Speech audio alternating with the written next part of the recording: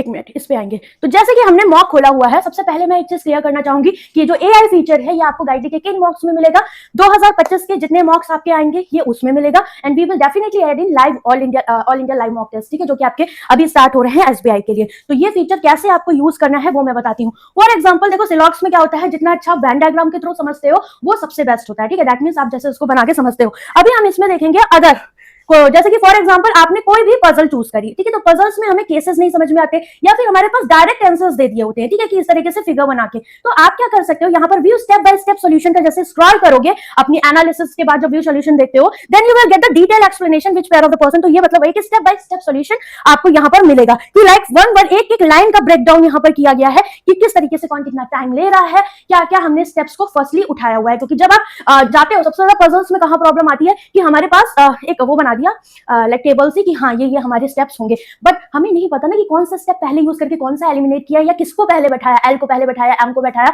तो उस तरह से सारी पॉइंट्स आपको यहाँ पर दिए गए हैं। फिर उसके बाद पॉसिबिलिटी केस 1 केस 2 करके वो भी रिजेक्ट किए गए हैं। तो आपको पजल्स में ये बहुत अच्छा है कि लाइक अगर आप खुद से पढ़ रहे हो और आपके पास कभी कभी होता है ना कि हमें लगता है जब हमें कोई चीज खुद से नहीं आती तो हम उन्हें टाल देते हैं, तो उस चीज का ये आपके लिए बेनिफिट रहेगा कि आपको अगर किसी क्वेश्चन में प्रॉब्लम हो रहा है तो आप उसे इजीली यहाँ पर उसके साथ कह सकते हैं ना कि जा रहे हो। ये नहीं कि हमने उस क्वेश्चन को स्किप कर दिया, मोस्टली स्टूडेंट यही करते हैं, मुझे पता है, क्योंकि स्टूडेंट लाइफ में ये चीजें होती हैं, बट इस आदत को आपको सुधारना पड़ेगा, ठीक है। इसके बाद ये तो मैंने बता दिया। फॉर एग्जांपल कोई भी क्वेश्चन आप उठा लो, जैसे ये है, ठीक है, यहाँ पर जैसे आपको सीधे ही आंसर दे दिया। जब आप views step by step solution में जाओगे देन आपको बिल्कुल छोटे बच्चे की तरह पूरी सी चीजें समझाई जाएंगी। इवन बिगनर्स के लिए प्रीलिम्स का तो बहुत ही बेस्ट है, ठीक है, क्योंकि प्रीलिम्स में यही दिक्कतें आती है कि हर एक पॉइंट को हमने कैसे कैसे यहाँ पर उठाया हुआ है। तो ये सारे पॉइंट्स आपको दिख रहे हैं। सेम एज इट इज अगर हम इंग्लिश लैंग्वेज में जाए तो इंग्लिश एंड क्वांट में मुझे लगता है और रीजनिंग में, मेंस में इसका बहुत ज्यादा फायदा आपको होगा। इवन जिसको कुछ मतलब जिसको प्रॉब्लम है उसको प्री में भी फायदा, मेंस में भी है, बट जो स्टूडेंट थोड़ा इंटरमीडिएट लेवल के होते हैं जिनसे नॉर्मल क्वेश्चंस हो जाते हैं उनके लिए क्या है, जैसे फॉर एग्जांपल दिस क्वेश्चन अभी मैं देख रही थी ग्रुप में स्टूडेंट्स बात कर रहे थे कि where we can use while and since,